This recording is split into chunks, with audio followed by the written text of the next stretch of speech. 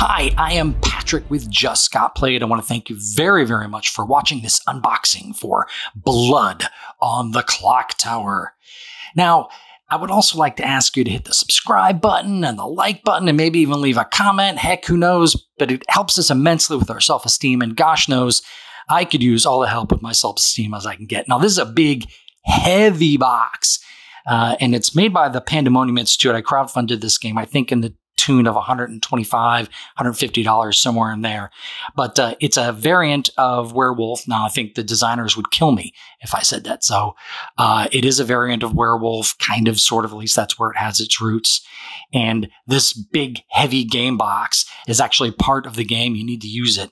And it's called the Grimoire. I'm not sure exactly how to pronounce it. But it's designed to look like an old spell book. In this case, I'm sure an old, evil spell book. So without too much further ado, let's get into Blood on the Clocktower. Wow. Even the cellophane is extraordinarily heavy. This is big, thick, strong cellophane to help protect the game. I would also like to mention that the game was packed extraordinarily well, and it held up very well in transfer. Let me get the rest of this off. And it comes with this slip cover. And that slip cover gives you all the information on the back of it, like how many players, how long it takes to play, how old you should be, that kind of stuff. It's impressive. Just the look and the feel of the box alone. And that's so important in presentation, especially for games you're going to have a whole bunch of people playing. It plays up to 20. And it looks like an old book, right? It looks creepy, old book. Let's get it open.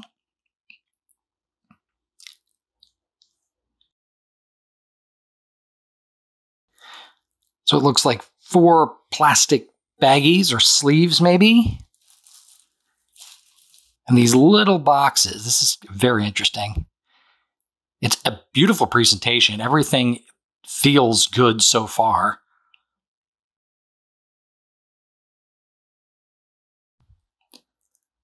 Let's open up this little teeny box like Sects and Violets. Each got their own cubicles.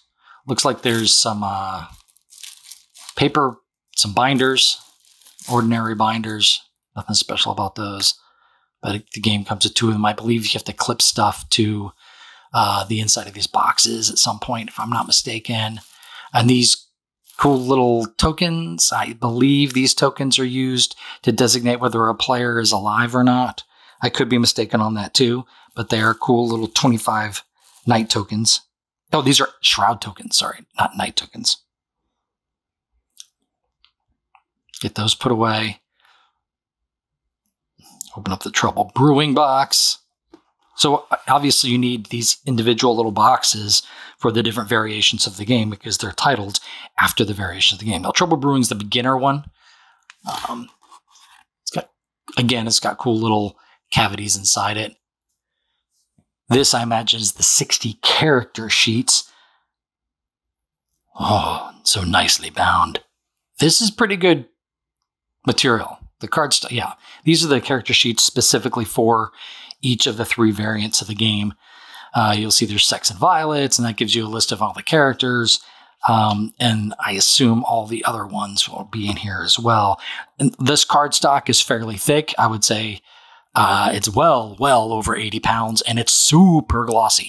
You would almost think that it has like a waterproof finish to it, but I wouldn't test that. Not on this game for sure. Yep, Bad Mood Rising. Yeah, there's 1 for each of the variations of play. Shiny. Very nice. Very, very happy so far with the quality. Little purple baggie. And the instructions, it lists as 1 bag. Not sure what that is.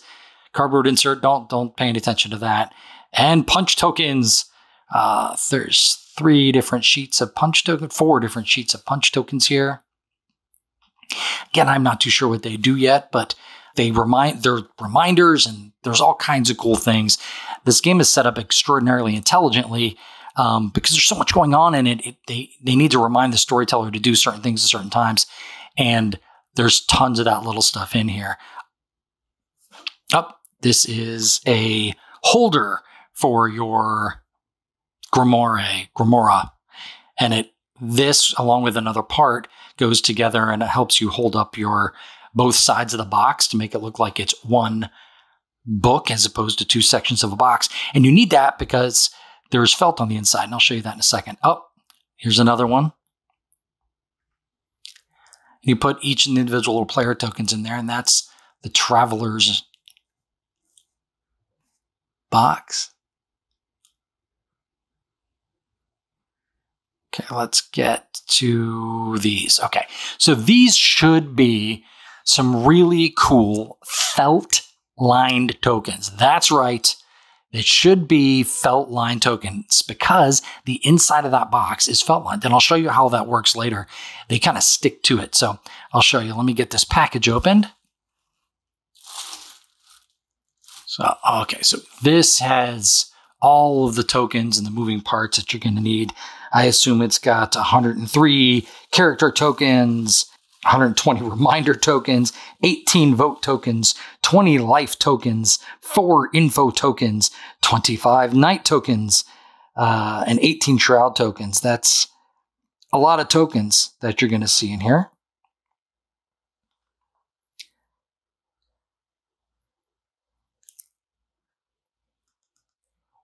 The artwork's nice. It's nothing. The artwork's not going to blow you away, but I think it's probably more graphic designer oriented than beautific.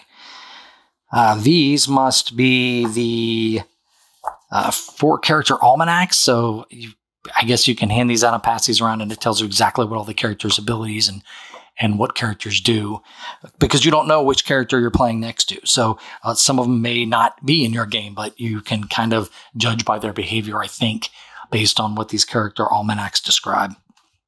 The rule book. Now, this isn't an encyclopedia. It's not huge. It is nice material. It's not the nicest. Oh, the art looks good in here. This is fairly nice stock. It's not the nicest one I've ever touched, but it's really glossy. I feel like it's going to hold up very, very well. The artwork looks very immersive. Let's say that. Yeah, this is great. This is great artwork. 44 pages or so. Not some heavy reading, I assume, but there is, again, lots and lots going on in this game, and I cannot wait to get it to the table.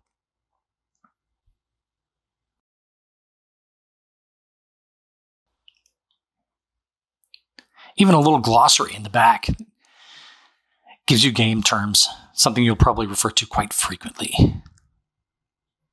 Yep, very nice. Again, happy with the construction. Shiny. And this is the individual instruction book, I think, for each of the different scenarios. The first one's Bad Mood Rising. The second one is Sects and Violets. Oh, and then Travelers and Fabled. So that's a different one. So it comes with more than the 3 they talk about. It comes with one more. That's the other part of the Grimoire stand. Not sure how that goes together, but I'll have to, I mean, it looks pretty simple.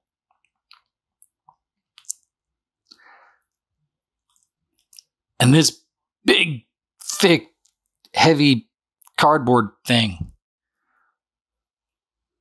which I don't know what it does, but it's big and thick and heavy and impressive.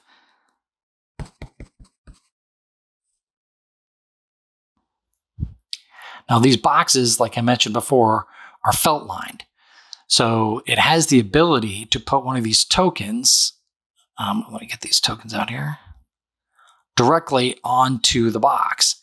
And the nice thing about it is, once you do that, they don't fall off. So you set those in a pattern similar to the amount of players that you have, at least in one side. From what I know of the game, and I could be making a mistake, and please feel free to correct me in the comment section if I do.